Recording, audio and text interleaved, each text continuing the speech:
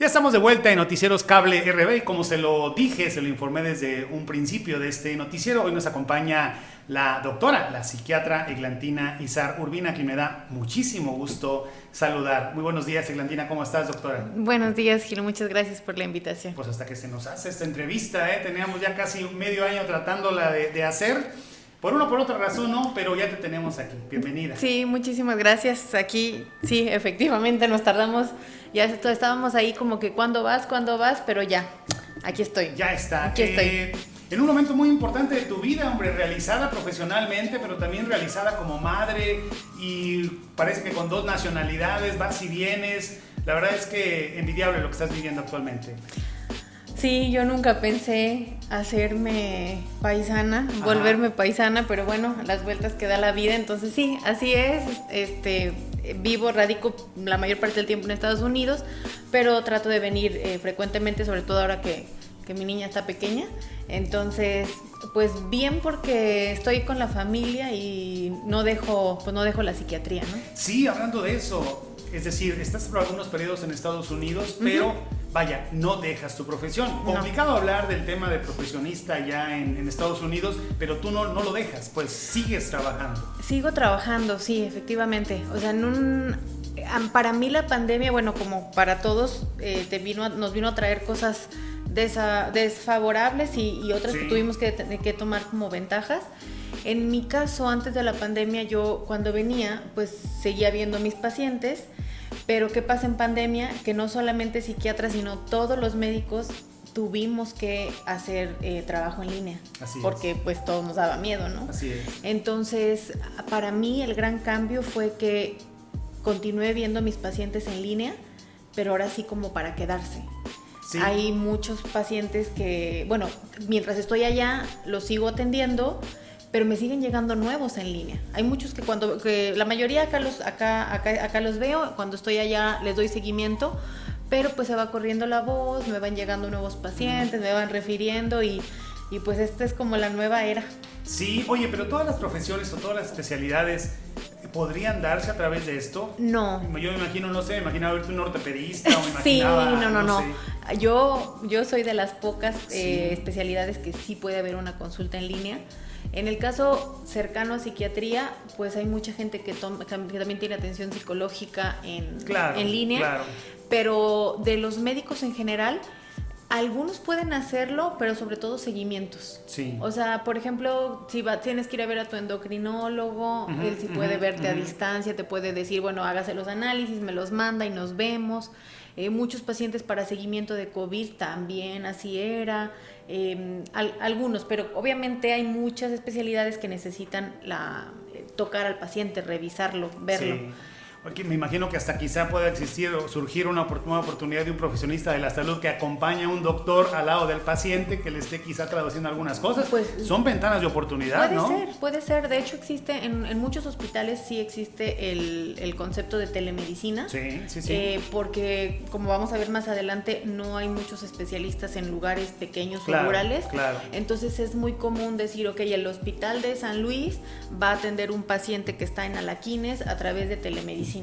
Entonces ahí sí tendría el especialista que decirle a algún médico general o a algún asistente, necesito que, oye, a ver, dóblale la pierna para ver si dónde cruje o dónde duele y a ver qué se puede hacer.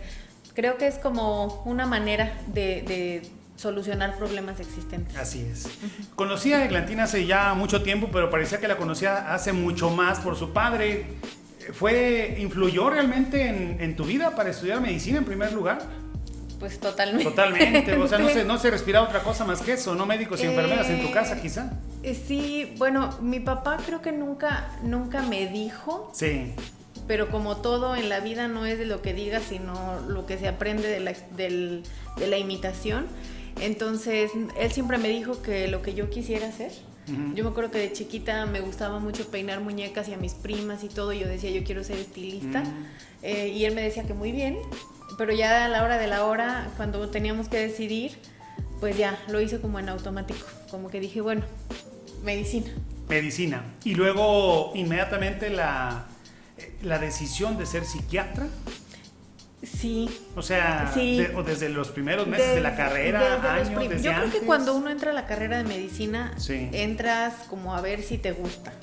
Y nadie sabe. ¿Tanto esfuerzo para eso? Sí, no, como que no, uno no sabe a lo que va. Hay muchos que van por presión de la familia, presión social, o porque eran los mejores de su clase y como que a veces la idea es de que los mejores calificaciones se van a medicina. Sí. Entonces pues también hay mucha deserción, hay gente que sí como que se echa para atrás en el camino, pero pues a mí me gustó y ya estando adentro siempre tuve como esa inclinación desde, ay, a mí como que me gusta la psiquiatría o la dermatología, como que ahí la dermatología me anduvo haciendo ojitos. Sí, pero pues al final pues me decidí. Oye, pero me parece que te vas de un extremo a otro. No tanto. Uno pensaría que en la piel todo se ve y en lo psicológico, es lo clásico, ¿no? Vaya, veo lo que te iba a decir. Pero resulta que muchas veces nos expresamos a través de la piel. Hay muchos padecimientos dermatológicos que tienen un origen psíquico. Sí. Por ejemplo, la gente que tiene vitiligo, si bien el vitiligo es una enfermedad para los que, bueno, es muy conocido, ¿no? La gente que como que se mancha, se pinta de blanco. Esa es una enfermedad inmunológica, pero se desencadena por estrés. La gente que se le cae el pelo. De hecho hay un meme, ¿no? Que dicen, yo no estoy estresado y aquí las manchotas de... Algo parecido. Hay mucha conexión. Muchas veces todos los días se aprende hablamos algo nuevo por el cuerpo. A ver si reconoces a la persona que está en pantalla. Bueno, esos somos nosotros. Ah, mi papá. Es su papá, ¿verdad? Sí. Yo siempre siempre que la veo le cuento la misma anécdota. Ya no se la voy a contar, obviamente no le interesa a usted, le interesa la psiquiatría con lo que estamos platicando. Y tenemos otra ahí en el ISSSTE. No, hombre, el doctor Izar, qué recuerdos en aquellas épocas. Ahí era el director de la unidad de medicina familiar del ISSSTE. De aquí de Quesada con Bosque. Finales de 80s, principios de 90s. Ahí, murió muy joven tu padre, pero bueno, Dios lo tenga en santa gloria. Sí. Pero aquí dejó la herencia 3 hermanos, son 3, ¿verdad? Sí. 3 hermanos. Sí, 3 hermanos. Que bueno, todos son profesionistas y todos han estado aquí en este estudio en algunas ocasiones en los últimos 15 años. Nos quedamos con el tema de psiquiatría, pues era lo que veníamos, pero siempre era importante encuadrar un poco esta plática. A ver, psiquiatras. De repente decimos, ay, psiquiatra, y luego digo, es la única que hay en Río Verde. Ah, no, hay otro, el que siempre ha estado.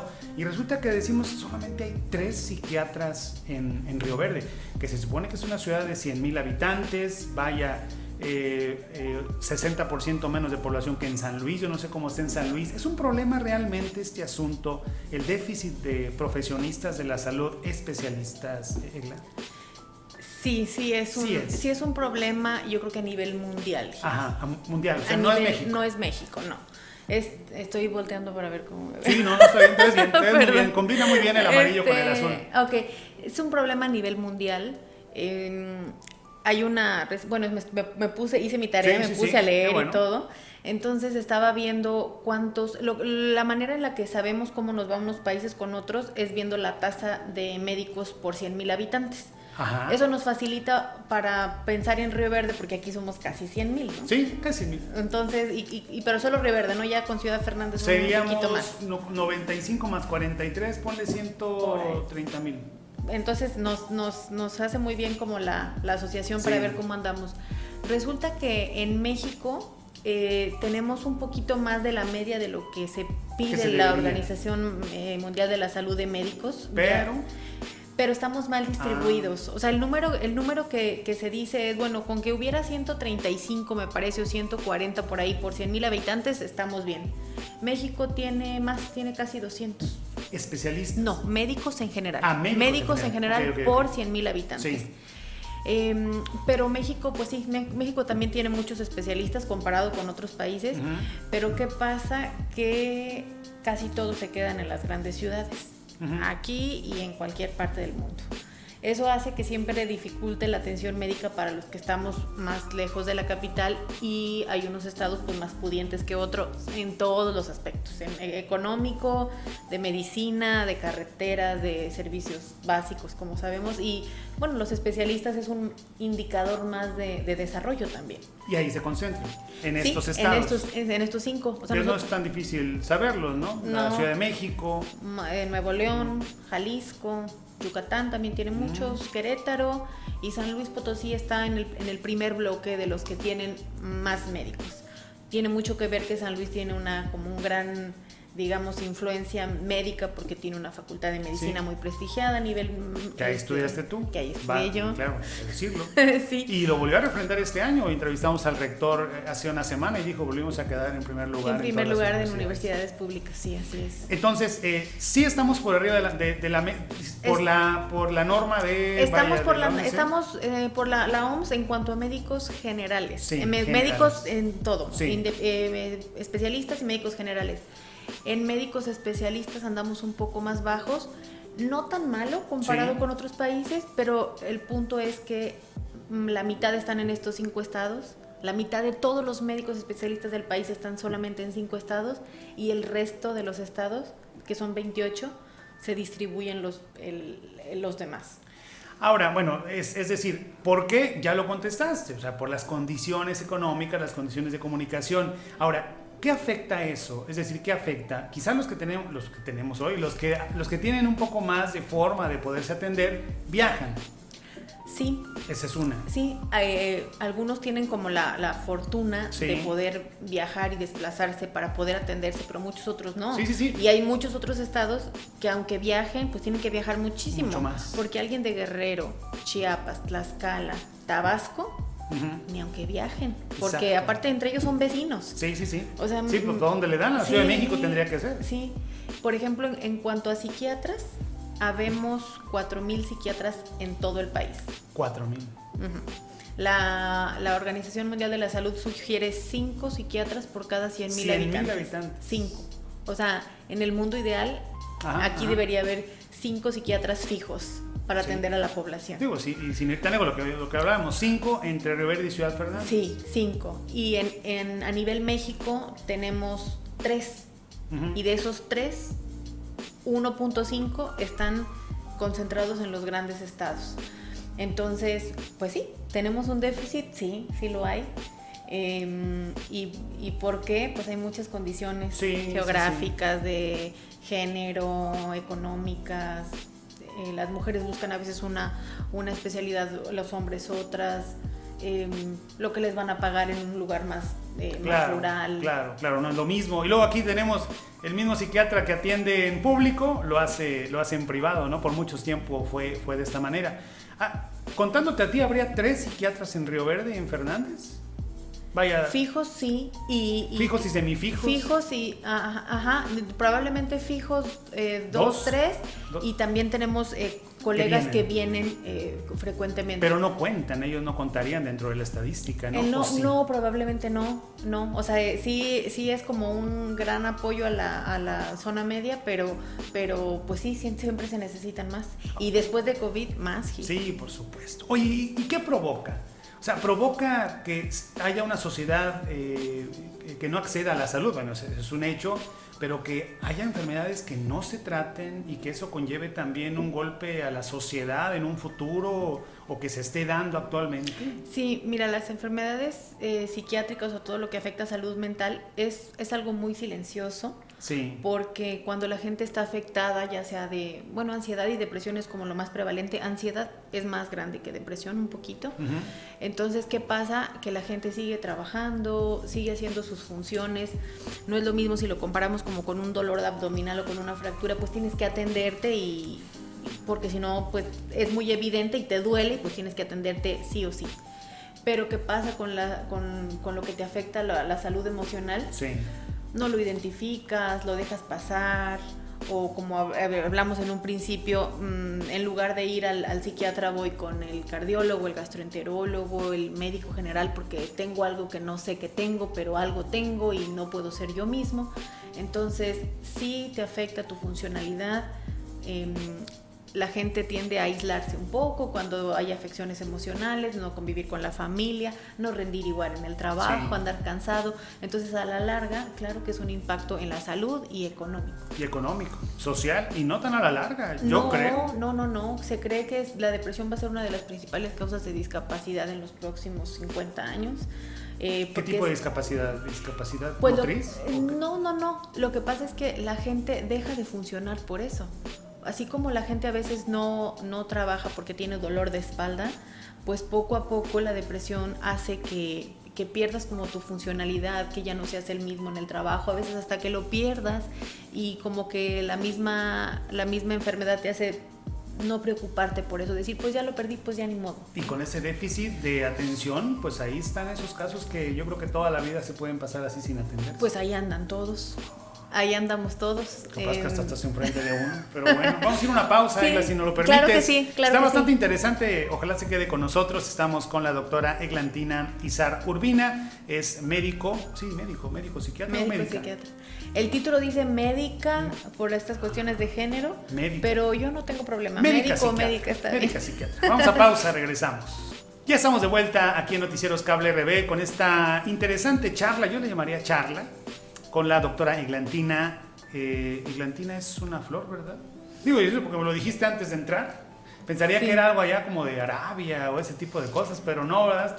Me falta lectura, yo creo ya. No, yo tengo nombre francés y apellido árabe, y así es como es la combinación rara, pero sí, Eglantina es una flor que crece en el Mediterráneo. Sí. He conocido algunas personas francesas que ellos sí me lo captan como más rápido y le dan un tono más bonito Pues en francés. Está perfecto. Por cierto, hablando de su familia, le mandamos un saludo a su mamá, ojalá nos vea y reciba este saludo, porque también mucha de la personalidad de Egla la tiene pues de su mamá, nomás que luego ahí el ambiente machista de las pláticas, pero no, y la mamá una mujer muy apegada siempre al voluntariado y también que canta precioso. ¿Sí te heredó la voz o no? Poquito, pero creo que sí soy entonada, pero no me gusta como ella cantar en público. Sí, no, a ella le encanta, le mandamos un saludo a su mamá, que la vimos recientemente y se encuentra bastante bien de salud y eso nos llena de alegría. Nos quedamos con el tema de psiquiatría. A ver, tenía aquí como varias preguntas ya listas. ¿Tendría que ir a un psiquiatra como voy a un cardiólogo o voy a un ginecólogo una vez al año, o depende de mi edad? ¿Es conveniente eso o no? No se recomienda como algo de rutina como ir al ginecólogo, pero no es la primera vez que me hacen esta pregunta, y yo creo que cuando alguien cree que lo necesita, sí lo necesita. Oye, pero esa pregunta debe ser difícil de contestarse o no, o hay algún test, hay algún tamiz que pudiera arrojarnos eso. Para ver cómo estás como de salud mental. Sí, o poderme decir, necesito ir con un psiquiatra sin que nadie me refiera. refiera. Yo creo que si la intuición, tu voz interna te dice, ay, como que me gustaría ir nomás como a ver de qué se trata y a ver cómo ando, yo les diría, sí, vayan. ¿Qué pueden perder? Una evaluación que hacemos general, que vamos a ver cómo andan en varios aspectos de la vida. Muchas veces también me ha pasado que hay gente que dice, ay, como que me siento tristona, como que no tengo energía, como que yo no soy la misma, me siento como que mal. Y la gente, no la mayoría, pero algunas personas creen que va por ahí, por la depresión. Pero cuando llegan al consultorio y empiezo a hacer preguntas y todo, me doy cuenta que a veces es anemia o a veces es hipotiroidismo. Entonces, es también una evaluación médica general. Sí, por supuesto. Muchas veces, dependiendo de la edad y del contexto, antes de dar un tratamiento puramente psiquiátrico, tengo que asegurarme que estén bien de lo demás. Entonces les diría, vamos a hacer análisis de todo, porque por lo que me dice, sí hay alguna como afección emocional, pero tenemos que revisar pues todo el cuerpo. Y eso contesta la otra pregunta, digo, porque te estoy escuchando con mucha atención. El tema de aquí en México y en todos lados, yo creo, es decir, ve con el psicólogo. Cuando, es que estoy muy estresada, es que estoy la palabra muy deprimida, ¿no? Ya es que uno típico que luego dice eso, ¿no? Sí. Ve con el psicólogo. Pero sí, oye, lleva a tu familiar porque está loco, llévalo al psiquiatra. ahí cómo entender, cómo hacerle entender a la gente la enorme división que hay entre estas dos profesiones, para empezar. Sí, pues hay mucha gente que cree que es por severidad, que sí, cuando estás más o menos mal vas al psicólogo, pero ya cuando te mandan al psiquiatra es como, uy. Que ya está. Sí, no, digo, oye, que vas con el... Y uno los etiqueta, oye, que él está con el doctor tal, que es psiquiatra. Tan mal está. Sí. Tan, sí, eso es parte del estigma de la enfermedad mental, ajá, que vivimos día a día en la misma casa. A veces la misma persona no quiere ni siquiera hacer la cita, es como que haz la cita por mí, y si por los pacientes fueran que la entrada fuera oscura y que nadie viera que va. Eso es porque por el estigma y por los juicios que tenemos como sociedad a lo largo de la historia. De la historia y la falta de conocimiento, ¿eh? Claro, la verdad es que si uno se pone a leer poquito, pues ya resuelve esos casos. ¿Qué es la psiquiatría como tal? Es una ciencia médica, pero es una ciencia médica relativamente reciente. Antes éramos considerados, bueno, digo éramos porque ahora sí, lo soy como los chamanes, los brujos, como que no era la medicina. Incluso en la Constitución todavía hay veces que nos llaman los alienistas en lugar de los médicos psiquiatras. Y es una ciencia que ha tenido avances muy importantes en los últimos 40, 50 años, porque antes era todo como muy oscuro, como que le dábamos hasta cierta, pues andábamos adivinando los orígenes, pero ahora ya todo es muy, muy científico. Ahora ya hay más evidencias tanto de imagen como de laboratorios de cómo se afecta realmente el cuerpo y las emociones, y lo podemos ver y medir. Entonces es una ciencia médica, yo diría nueva. Y está en constante evolución, es decir, sí, eso... Sí, claro. Hay cada vez más, como también hay más especializaciones y subespecializaciones, podemos entender mucho más cada una de las enfermedades. Hay mucho más especialización en cada uno de los problemas que la gente pues ni se imagina. La gente solamente cree que es ansiedad y depresión, pero no, es un mundo de enfermedades. Y ya no contesté lo de los psicólogos y los psiquiatras. Es que yo diría que cuando la gente tiene esa cosquilla, esa inquietud, hacer que se busque ayuda, ya sea con un psicólogo o con un psiquiatra. La mayoría de la gente va primero con un psicólogo, porque a veces es también lo que más conoce, es más fácil encontrarlo, y si estamos hablando de números, pues sabemos que aquí Zona Media tiene muchos psicólogos, hay mucho más oferta, y ya muchas veces los psicólogos ya nos refieren a nosotros. ¿Qué vemos de diferente? Que con un psicólogo vamos a ver la parte conductual, como a través de la palabra resolver ciertos problemas de la vida actual o de la vida anterior, como digamos pulir nuestra personalidad. Sí. Pero con el psiquiatra pues es una consulta médica, vamos a ver signos, vamos a ver síntomas, vamos a hacer una evaluación para ver si requiere o no medicamento, qué tipo de medicamento, si se contrapone con otras medicinas que toma la gente. Y no es que trabajemos separados, es muy común que yo vea a un paciente, inicio tratamiento, pero refiero para una terapia específica. Pues bueno, dices tú que es una profesión reciente, 50 años, pero pues todos los días nos seguimos preguntando, ¿y cuál es la diferencia entre un psicólogo y un psiquiatra? No deberíamos, pero es importante siempre ponerlo en relieve. A mi manera de ver, es importante que la gente lo pueda entender. Y hablaste de las subespecializaciones o las especializaciones, o sea, psiquiatría y más. Sí, hay más. Después de que termina psiquiatría general, podemos hacer como una especialización extra, por lo general es un año más, para hacernos muy, muy especialistas en algún... Oye, pero si así como está el mundo, se lo van a pasar estudiando todo el tiempo. Sí, ¿cuándo van a atender, no? Sí, es mucho estudio, y finalmente los que hacen subespecialidad a veces se quedan, es como para ciudades grandes, como para centros de concentración, de concentración de pacientes.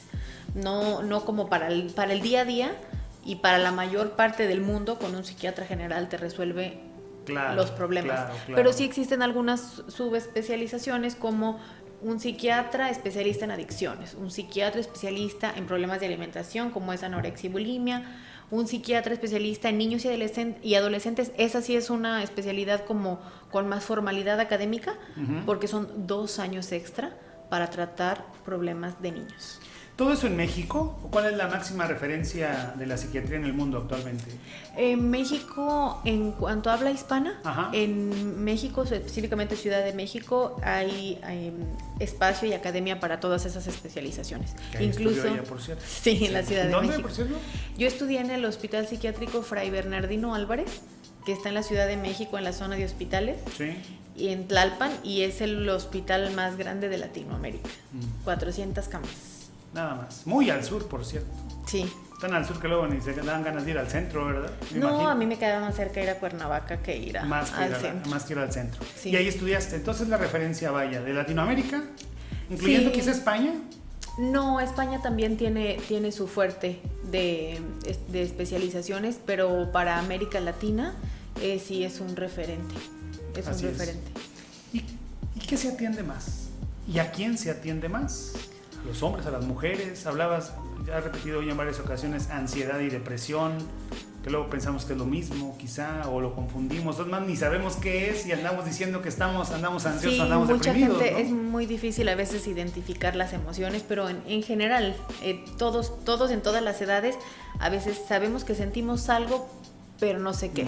Ese ya es trabajo de nosotros, como identificar qué predomina. Claro. Es muy frecuente encontrar a alguien que tenga síntomas de ansiedad y depresión, pero hay que ver qué fue primero y cuál es el principal a tratar. Así es. La ansiedad es la ansiedad puede ser una situación normal, es una sensación de miedo, de huida ante una amenaza que es normal, que deberíamos tener miedo cuando un perro Sí, muy claro. grande y desconocido se nos acerca. Hasta lo siente uno, Eso ¿no? es una ansiedad normal. Pero cuando la ansiedad es exagerada para el ofensor o dura mucho tiempo, eso ya es una ansiedad patológica que amerita tratamiento. Y se manifiesta en muchas situaciones. Puede ser pensamientos, puede ser emociones o puede ser algo físico, temblor, sudoración,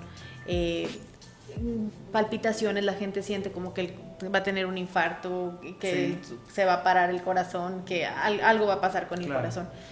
Y la depresión es algo más en cuanto a pensamiento, de sentir que lo principal de la depresión es ya no disfrutar las cosas y sentirse, digamos, como con menos valor de lo que uno es. Como sentir que yo no soy suficientemente buena para esto, ni para qué voy, porque ni quién se va a dar cuenta. Es una sensación como de pérdida del valor de uno. Pues ahí están esos dos, pues lo podríamos llamar... Indicadores. Sí, yo llamaría, para resumirlo, tips. Son dos tips. Sí. Que volviendo a tu primera frase de hace algunos minutos, si usted lo piensa, si usted tiene esa pequeña como advertencia propia, vaya, hágalo, que no se puede arrepentir. Sí. Porque ahora que tú dices esas dos cosas, dice uno, ay, oye, ¿por qué no disfruto esto como lo disfrutaba antes? ¿Por qué logro algo y siento que necesito más o que no lo logré? Pues ahí se puede encasillar, y yo creo que muchos pasamos por eso. O alguien que tenía un hobby y que dejó de hacerlo. O sea, una mamá, una abuelita que dejó de hacer sus salsas, o que ya no ha hecho tamales y que antes disfrutaba haciéndolos. El que corría y que ya no tiene ganas de correr. A veces el que le irrita hasta jugar con sus hijos, que dicen, hombre, ya, o sea, lo hago porque tengo que hacerlo, pero me molesta, tengo la mecha muy corta y yo así no era antes. Pues ahí está. Eso Otro tip más. Otro ¿Quiénes van más? ¿Se atiende más a las mujeres que a los hombres? Totalmente. Los hombres buscan menos ayuda. ¿Qué porcentaje?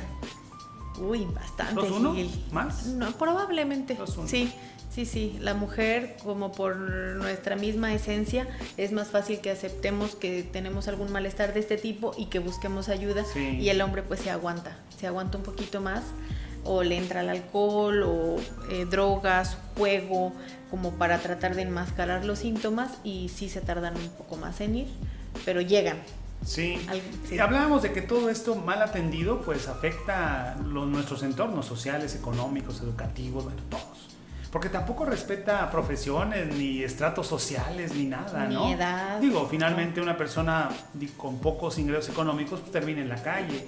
pero otras personas, aunque lo tengan todo, terminan pues también metidos en el alcohol, sumidos en el alcohol, y no es vida, ¿no? O sí, o con problemas, sí, el estatus económico no es un factor que diga, vemos más estos problemas en este estatus socioeconómico, no, nos afecta a todos.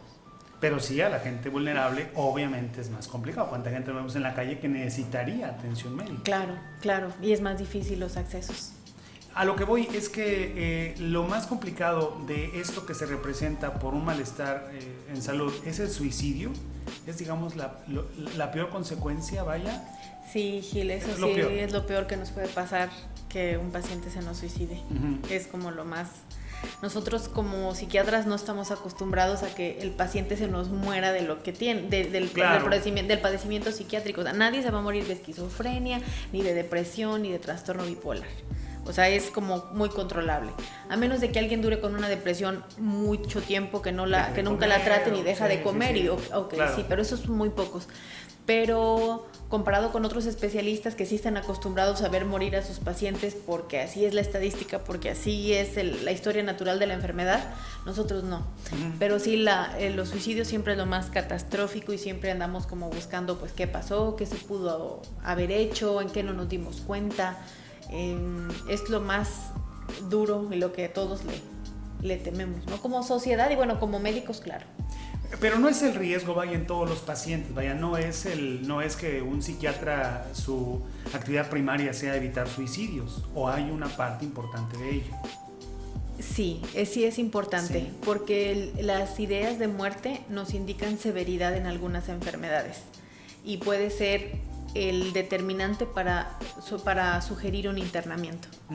Entonces, todos los pacientes que van a consulta, en algún momento de la consulta, siempre se les pregunta si ha considerado recientemente el ya no querer vivir, el pensar en matarse y cómo ha pensado.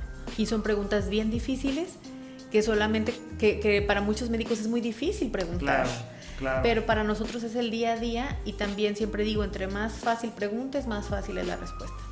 Oiga, ¿usted últimamente ha pensado en ya no querer vivir? Sí, muchas veces.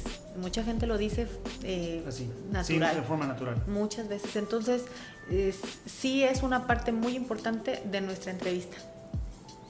Oye, tocaste el tema de los internamientos, que también es otro de los estigmas que tiene la profesión de ustedes, ¿no? Ahí viene el psiquiatra que le va a dar la medicina para que lo transforme. Y que lo va a amarrar. Sí, ¿cómo son actualmente? Siguen siendo esas historias terribles, o que parecen leyendas urbanas, ¿no? La Ciudad de México, el propio San Luis Potosí con esta clínica muy conocida. ¿Ha cambiado eso? ¿Fueron mitos? ¿O básicamente es por la propia naturaleza del paciente? Y sí... Estás bien en todo. Yo creo que sí hay historias, sí ha de haber historias feas, porque también las historias las cuentan los pacientes desde su perspectiva de paciente, de cómo me fue a mí allá adentro. Y yo que conozco varios hospitales psiquiátricos, pues sí puedo decirte, pues sí que si son feitos, sí son feitos. No, tenemos que cumplir ciertas como normas de seguridad que hace que no puedas tener un hospital tan bonito, porque no puede haber una mesita con un florero, con una ventana, no. Tiene que haber 0 cosas alrededor con las cuales alguien se pueda lastimar en algún momento. Las ventanas tienen que ser de mica, con ninguna posibilidad para salirse. Los pacientes no pueden traer ni agujetas, ni bolsas, ni nada con lo que se puedan lastimar. Entonces, pero es por su bien, y también algo importante es que ya no existe el internamiento de por vida. O sea, antes sí. De hecho, se han ido quitando poco a poco con políticas. En los sexenios se han ido cambiando como las directrices de la salud mental en México. Había muy pocos hospitales que eran para quedarse, pero ahora ya no hay. Actualmente como que la política es: tienes una crisis por tu enfermedad mental, se te hospitaliza 3 semanas en promedio y se va para su casa o para donde viva, pero ya nadie se queda ahí.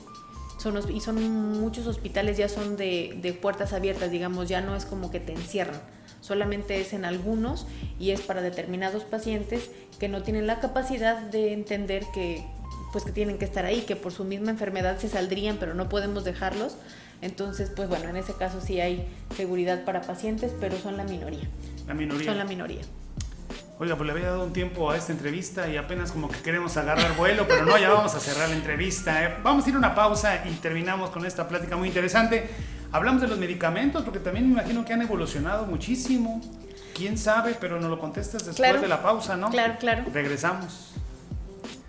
Ya estamos de vuelta para terminar esta charla con la doctora Eglantina Izar Urbina, que nos acompaña. Ella es una médica psiquiatra egresada de la Ciudad de México, de la Universidad Autónoma de San Luis Potosí también, y profesionista médico general desde...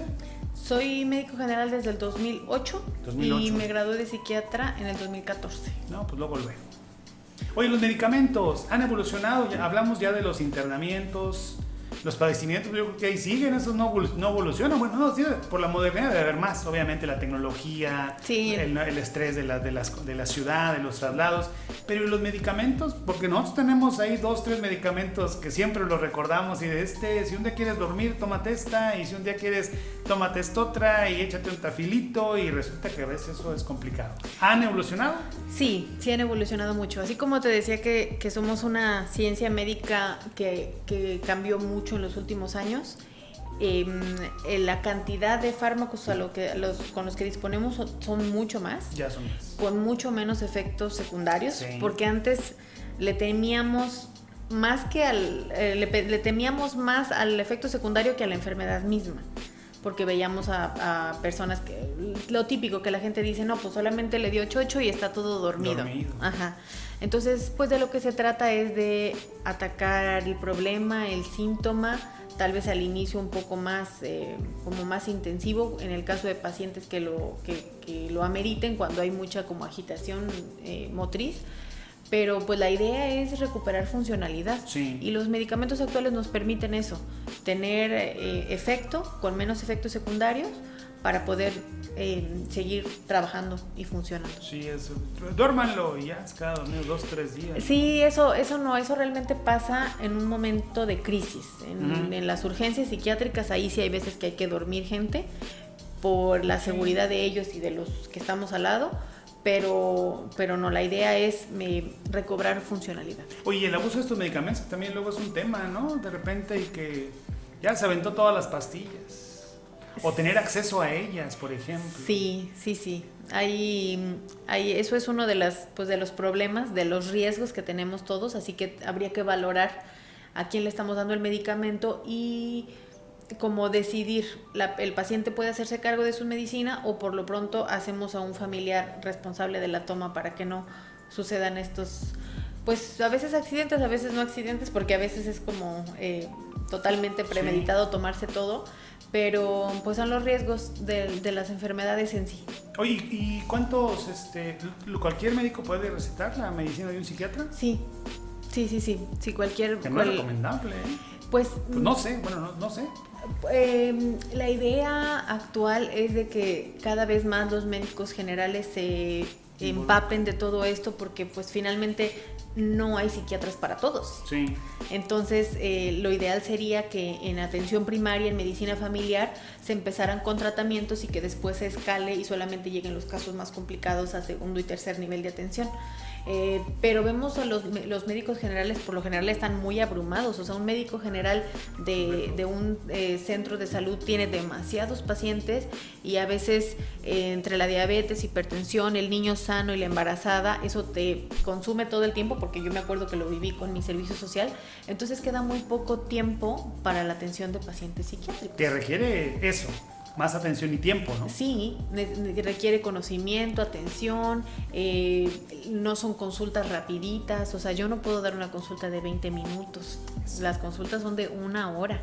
No, pues 45 imagínate. Minutos, 1 hora, entonces a nivel público es muy complicado. Sí, no, en el IMSS y en el hospital, pues no. Salen perdiendo todos los demás. No, pero es que sí, imagínate ir a hablar de un padecimiento de que me siento mal desde que falleció alguien o desde que me divorcié o me separé, entonces en 20 minutos apenas estamos como empezando. Así es. Ha estado apareciendo en pantalla la página de Facebook de la doctora Eglantina Izar, lo vamos a poner ahí también. Tú atiendes en pues no podemos decir que en Río Verde porque ya casi se nos va. Pero estuve 2 meses atendiendo. Pues sí, pero el problema es que nada más la entrevistamos ya cuando se vaya, pero la vamos a entrevistar ahora que regrese, va a ser dentro de muy poco. Pero pues ahí está el tema de las consultas a distancia, ahí está tu página, incluso cualquier duda ahí quizá la pueda resolver. Sí, claro que sí. Tengo, como te dije, tengo mi consultorio virtual. Sí. Puedo dar atención a distancia, pues gente que está en toda la República Mexicana. La Claro. mayoría de mis pacientes son de la zona media. Sí. Pero pues también tengo algunos pacientes en otros estados y también tengo rioverdenses en Estados Unidos, Los paisanos. que también es como ha sido algo nuevo también después de pandemia, y que bueno, es una opción también para ellos. Entonces, Sí, consúltela, ahí está la página, la puede contactar en Facebook. Imaginen ustedes si aquí en México, que tenemos oportunidad de ir con un psiquiatra, no vamos, imagínense en Estados Unidos son sus paisanos con los problemas que viven por allá del alejamiento y la familia lejana y el encierro también y tanto trabajo. No, sí. hombre, son valientes, son héroes. Pues ahí está una opción para nuestros amigos que nos ven en Estados Unidos.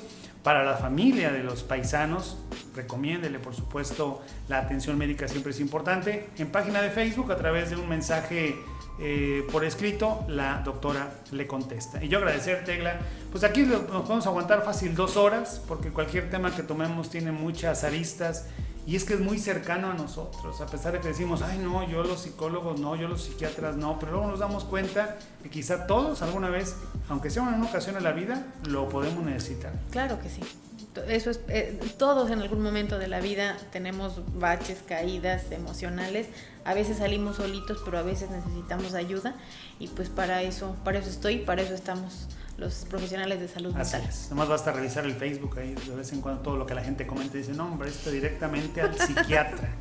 Es exageración. Gracias, doctora, muy amable. Muchas Muchísimas gracias por sí. venir y por tomarte el tiempo, que fue suficiente.